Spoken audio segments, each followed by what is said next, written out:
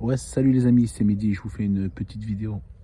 Alors, si ça vous arrive après une crevaison d'avoir la voiture qui tire un peu à droite suite à, bon, à avoir réparé le pneu, hein. Moi, c'est ce qui m'est arrivé sur mon véhicule. J'avais crevé de la roue avant droite. Par la suite, j'ai mis de la bombe anti-crevaison histoire de, voilà, de pouvoir rouler.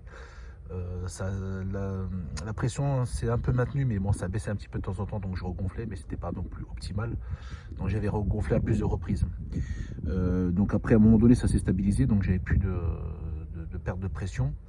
Mais par contre, j'avais remarqué que la voiture tirait à droite et avait une sorte de vibration au niveau du volant. J'avais le volant qui vibrait à partir de 60 km/h à peu près.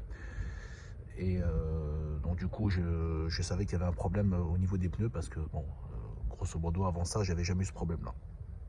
Alors quand ça vous arrive, alors ici la voiture elle est équipée en pneus taille basse, hein. Souvent c'est une déformation du pneu.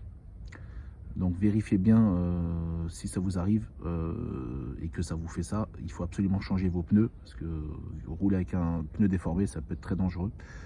Voilà, surtout si vous avez une distance très longue à faire. Et vérifiez quand même la bande de roulement. Bon là le pneu est neuf donc ici on ne verra pas, hein, forcément, mais j'ai vérifié que les deux bandes en fait entre là et là soient de la même usure. Comme ça vous savez si c'est un parallélisme pour savoir si ça tire à droite suite à ça. Donc quand vous allez changer vos pneus, vérifiez bien, et si vous voyez qu'il y a une différence, bah, vous faites un contrôle de géométrie pour que les pneus soient, voilà, les roues soient bien parallèles l'une à l'autre, comme ça vous n'aurez pas d'usure anormale du pneu, tout simplement.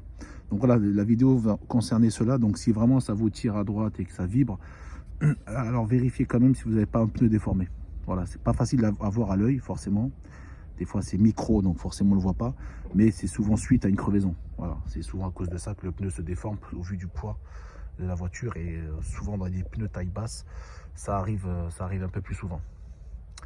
Voilà les amis, bah, si vous avez des questions en tout cas n'hésitez pas, hein, likez, partagez, et je vous dis à très bientôt pour de nouvelles vidéos. Allez, ciao ciao.